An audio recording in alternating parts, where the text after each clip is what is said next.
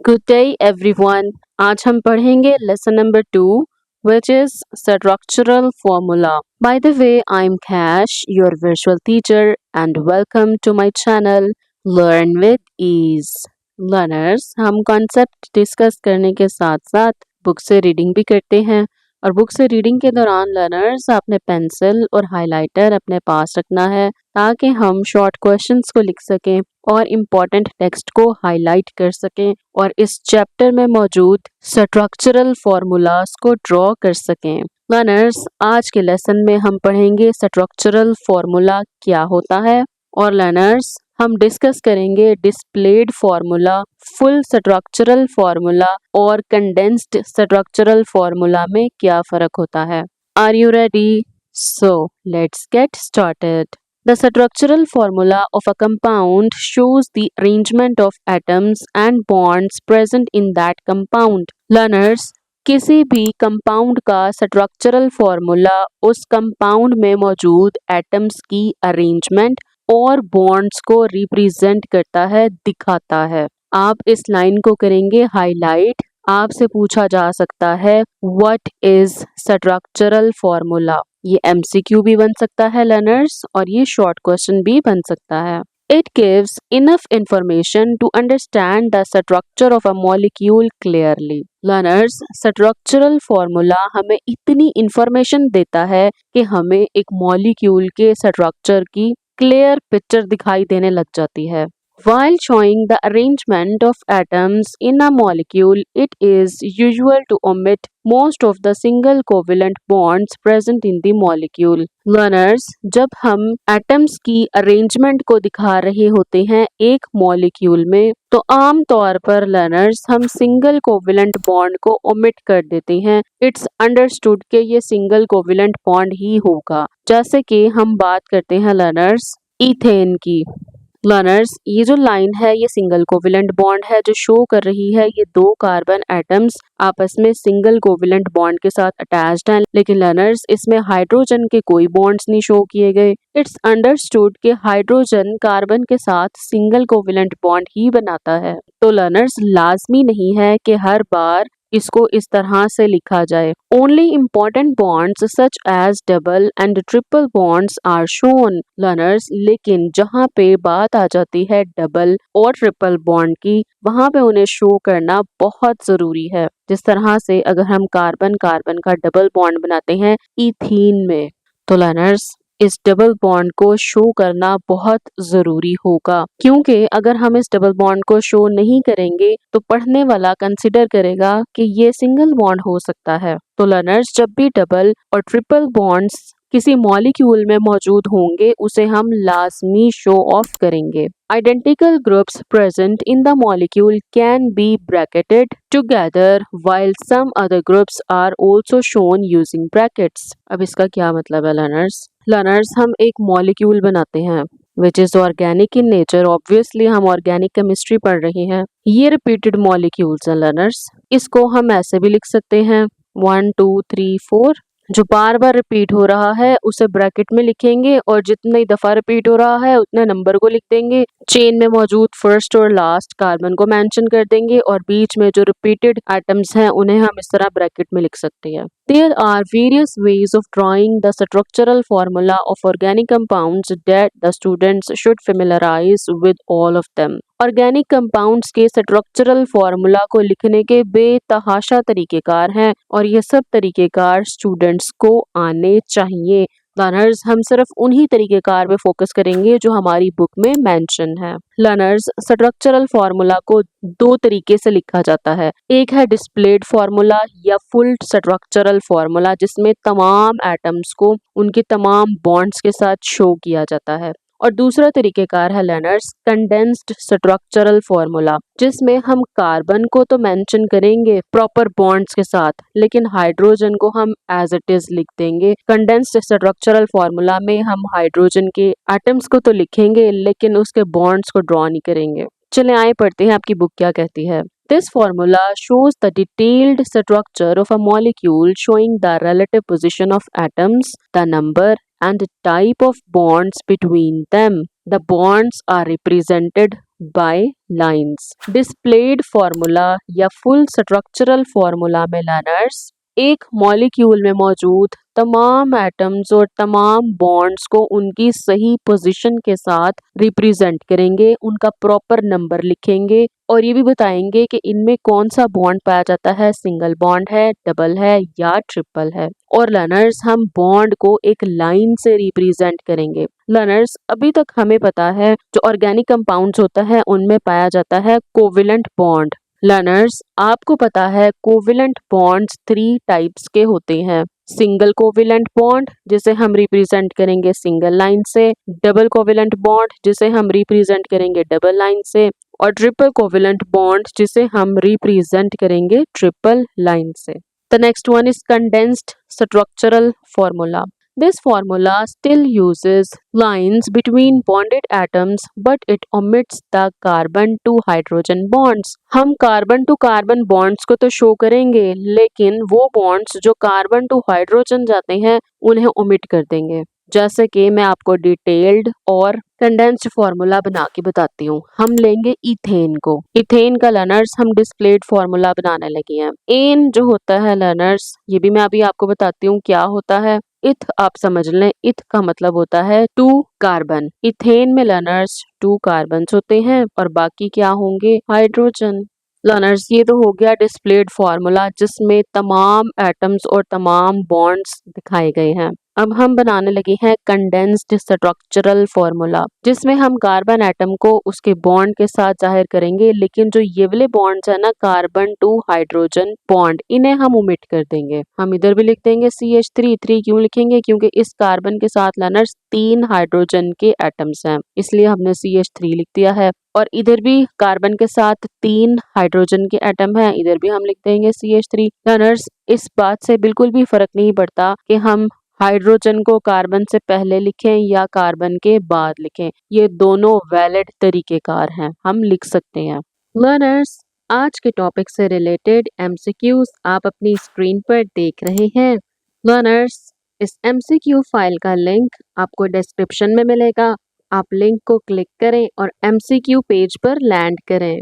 Learners आपकी book में table दिया गया है 21.1 जिसमें कंडेंस्ड और स्ट्रक्चरल फॉर्मूलाज दिखाए गए हैं, लेकिन लर्नर्स इस टेबल को पढ़ने से पहले मैं आपको कुछ और बताना चाहूंगी जिसकी मदद से आपके लिए ये टेबल पढ़ना और समझना और आसान हो जाएगा। लर्नर्स ऑर्गेनिक कंपाउंड्स कई तरह के होते हैं जिनमें से कुछ मैं आपके साथ डिस्कस करने लगी हूँ। इनके डिस्कशन के बाद लर्नर्स जो टेबल है 21.1 ये बहुत आसान हो जाएगा आपके लिए, आप इस टेबल को इजीली पढ़ पाएंगे और समझ पाएंगे। लर्नर्स हम बात करेंगे अल्केन, अल्कीन, अल्काइन, अल्कोहल और कार्बोक्सिलिक एसिड की। आपने इन सुफिक्स को याद रखना है। सुफिक्स है एन। लर्नर्स जो सुफिक्स होते हैं वो किसी भी वर्ड के आखिर में आते हैं। जहाँ पे आप देखेंगे एन किसी भी कंपाउंड के नाम के साथ एन लगा होगा, इट्स मीन उसमें तमाम कार्बन टू कार्बन बॉन्ड्स होंगे सिंगल कोवेलेंट बॉन्ड।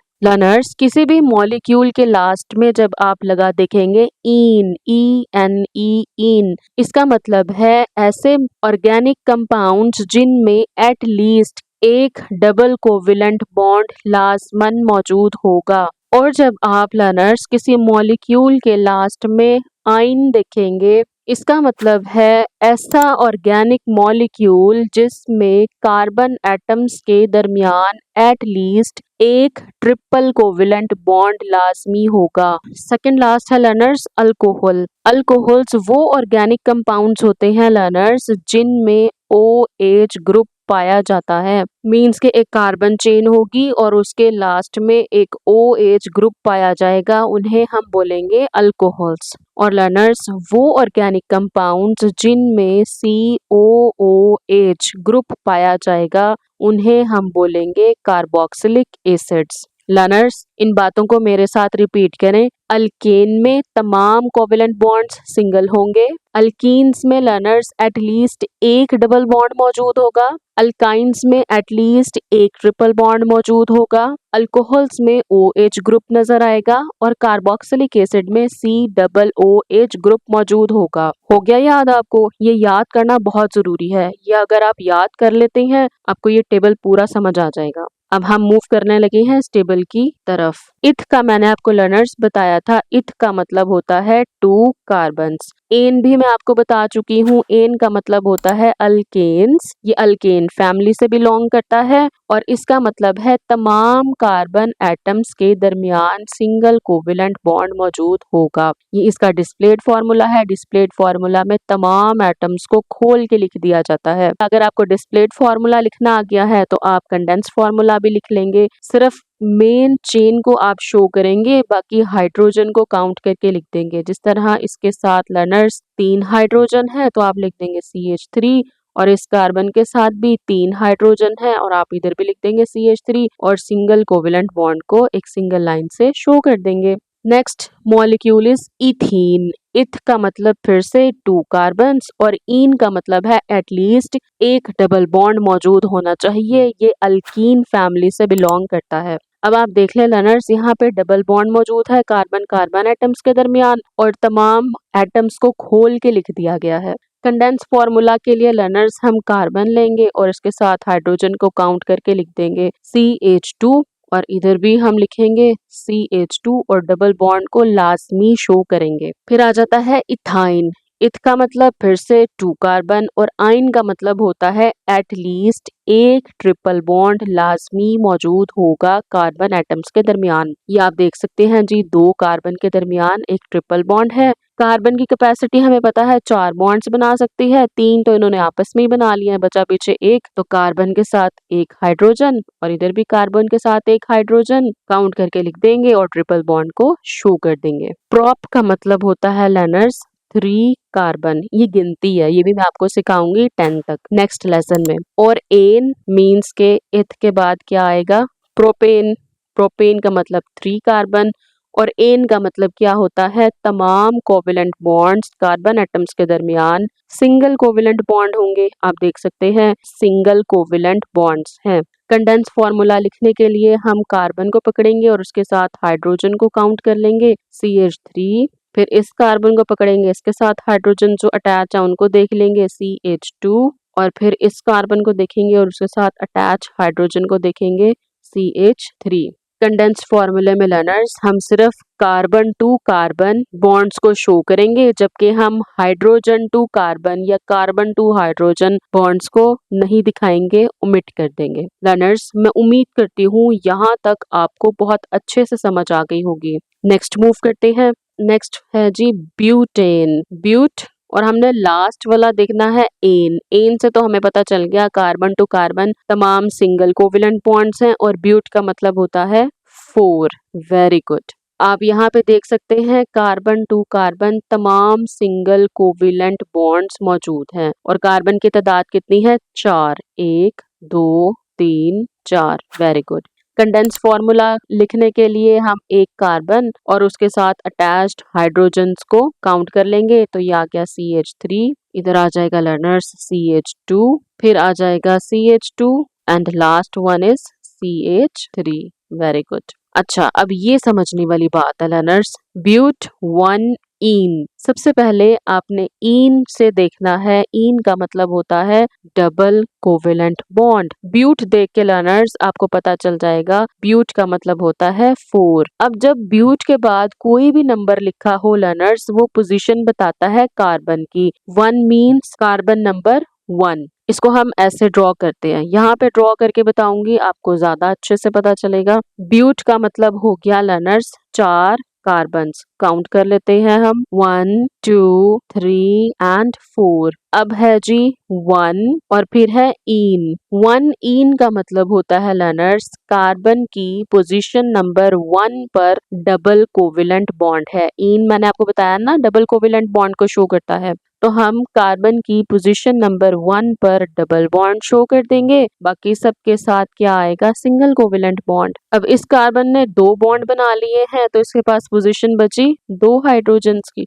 तो लर्नर्स इस पोजीशन पर 2 हाइड्रोजन अटैच हो जाएंगे और इस कार्बन के साथ 1 हाइड्रोजन अटैच होगा। क्यों लर्नर्स? क्योंकि आप देखें ये जो बीच वाला कार्बन नंबर 2 है, इसके आप बॉन्ड्स चेक करें, 1 2 और ये 3, गुंजाइश कितने की है, 1 की, और 1 हाइड्रोजन लग जाएगा। यहाँ पे 2 हाइड्रोजन लगेंगे और यहाँ पे लगेंगे 3। पहले कार्बन के साथ 2 हाइड्रोजन CH2, कार्बन की 1 पोजीशन पे डबल बॉन्ड, दूसरे कार्बन के साथ सिर्फ 1 हाइड्रोजन, तीसरे कार्बन के साथ 2 हाइड्रोजन और थर्ड वाले के साथ 3 हाइड्रोजन। आ गया ना ड्रॉ करना आपको? Very good. अच्छा लर्नर्स, आपको बहुत आसानी से समझ आ जाएगी। ब्यूट का मतलब होता है 4, 2 का मतलब है कार्बन नंबर 2 और इन का मतलब है double bond. It's mean carbon जो पोजीशन 2 पर है उस पर एक डबल बॉन्ड प्रेजेंट है। हम ड्रॉ कर लेते हैं, 4 कार्बन बनाएंगे, 1 2 एंड 3 4।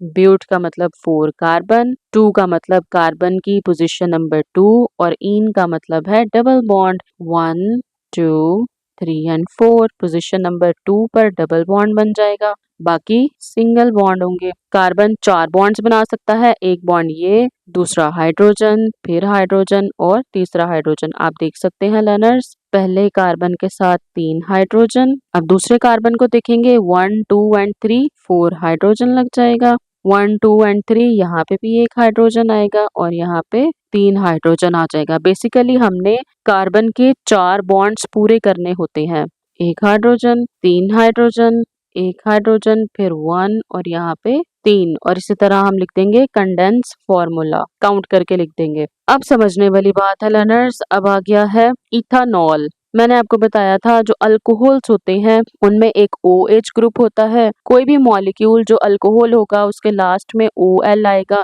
इथ का मतलब वही होता है 2 और ओल मीन्स ये अल्कोहल है। तो हम ड्रॉ कर लेते हैं लर्नर्स, 2 कार्बन एटम्स हैं। लर्नर्स जो अल्कोहल्स होती है ना वो भी अल्केन्स की तरह ही होती हैं और अल्केन से ही बनती हैं। इनमें तमाम बॉन्ड्स जो हैं वो कोवेलेंट, सिंगल कोवेलेंट बॉन्ड्स होते हैं। इनमें जो एक फर्क है ना लर्नर्स, वो OH ग्रुप लगा होता है। जहां पे भी आप OH ग्रुप लगा देख लें वो अल्कोहल होगा। और 2 कार्बन है तो इथानॉल बोल देंगे इसे, इथानॉल। पहले कार्बन के साथ 3 हाइड्रोजन, दूसरे कार्बन के साथ 2 हाइड्रोजन और OH को हम सिंगल कोवेलेंट बॉन्ड की मदद से अटैच करेंगे कंडेंस्ड फॉर्मूला में। अब आ जाता है प्रोपेनॉल। प्रोप का मतलब मैंने आपको बताया था 3 कार्बन, ओल मीन अल्कोहल्स। 3 कार्बन ड्रॉ कर लेते हैं, वैसे ही हम क्या करेंगे, अटैच कर देंगे हाइड्रोजन और OH लगा देंगे, प्रोपेनॉल। 1 2 3। लर्नर्स, जब पोजीशन ना दी हो ना तो आप इसको कहीं पे भी लगा सकते हैं, कार्बन नंबर 3 पे भी लगा सकते हैं और कार्बन नंबर 1 पे भी लगा सकते हैं जब पोजीशन ना दी हो तो। अब हम देख लेते हैं अगर हमें पोजीशन दी हो तो फिर हम क्या करेंगे। प्रोपा का मतलब मैंने आपको बताया था लर्नर्स, 3 कार्बन, 2 का मतलब है पोजीशन नंबर 2 एंड ओल का मतलब है अल्कोहल। हम ड्रॉ कर लेंगे 3 कार्बन और हमें पोजीशन नंबर 2 दे दी, इसको हम पहले नंबरिंग कर लेंगे 1 2 एंड 3। पोजीशन नंबर 2 के साथ हम लगा देंगे OH, यानी पोजीशन नंबर 2 पे OH ग्रुप लगा हुआ है, बाकी एज इट इज हाइड्रोजन लगा देंगे। ये बन गया प्रोपेनॉल, प्रोपेन टू ओल। कंडेंस फॉर्मूले में लर्नर्स कंबाइन कर देंगे CH3 CH लिखेंगे और ब्रांच बना के OH लगा देंगे और CH3 लिख देंगे। ये कंडेंस्ड फॉर्मूला हो गया। Learners, paper point of view से ये टेबल बहुत ही इम्पोर्टेंट है। आपको नाम दे दिया जाएगा किसी भी ऑर्गेनिक मॉलिक्यूल का और आपसे पूछा जा सकता है कि इसका डिस्प्लेड या कंडेंस्ड फॉर्मूला लिखें। बाज़ औक़ात एग्जामिनर आपसे कह सकते हैं कि डिस्प्लेड और कंडेंस्ड दोनों फॉर्मूलास लिख के दिखाएं। तो आपने इस टॉपिक को बहुत अच्छे से समझना है। फिर से अल्कोहल आगे लर्नर्स, ब्यूट का मतलब होता है 4 एंड ओल का मतलब होता है अल्कोहल। जब कोई पोजीशन ना दी हो तो लर्नर्स हम चेन के स्टार्ट या एंड पे OH ग्रुप लगा सकते हैं, इससे फर्क नहीं पड़ेगा। 1 2 3 एंड 4। आप इसको शुरू में भी लगा सकते हैं, आप इधर OH लगा लें और उधर से इरेज कर दें, इट डजंट मैटर, ठीक है। और जब इसका हम कंडेंस फार्मूला लिखेंगे, हम लिखेंगे लर्नर्स CH2, इधर ब्रांच बना लें या इधर बना लें, एक ही बात है, CH2 CH2 एंड CH3। ये कंडेंस फार्मूला हो गया ब्यूटानॉल का। अब हमें पोजीशन दे दी है, but means 4 carbon, 2 means carbon number 2 पे, ओल मीन्स OH ग्रुप लगा हुआ है, 1 2 3 4 4 कार्बन लिखेंगे, कार्बन की पोजीशन नंबर 2 पे OH ग्रुप लगा देंगे और बाकी जो पोजीशन है लर्नर्स वहाँ पे हाइड्रोजन लगा देंगे। कंडेंस फार्मूला में CH3 CH और यहाँ पे पोजीशन नंबर 2 पे OH ग्रुप लग गया, CH2 और CH3। ओके है लर्नर्स, समझ आ रही है? Very good learners. लास्ट में हम डिस्कस करेंगे कार्बोक्सिलिक एसिड्स को। इथ का मतलब होता है 2 कार्बन्स और हमें कैसे पता चलेगा ये कार्बोक्सिलिक एसिड है? कोई भी ऑर्गेनिक मॉलिक्यूल का नाम हमें जब दिया गया होगा और उसके लास्ट पे उइक एसिड लिखा होगा, इट्स मीन ये कार्बोक्सिलिक एसिड है। इसको हम ड्रॉ कर लेते हैं। कार्बन कार्बन में सिंगल कोवेलेंट बॉन्ड है, hydrogen hydrogen and hydrogen.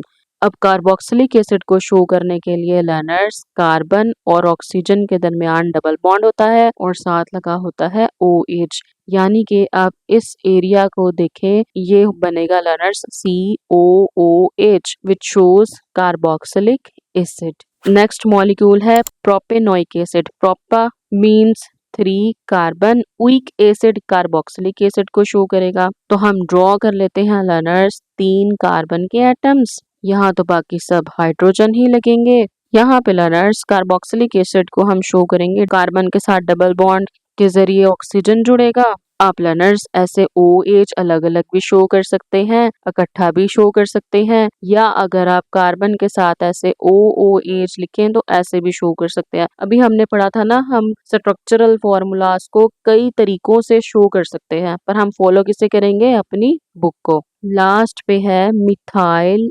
इथानोएट। Learners ये एस्टर है और एस्टर्स का फॉर्मूला होता है COO। लर्नर्स ये समझने वाली बात है, जो मिथाइल होता है ना, ये मीथेन से बनता है।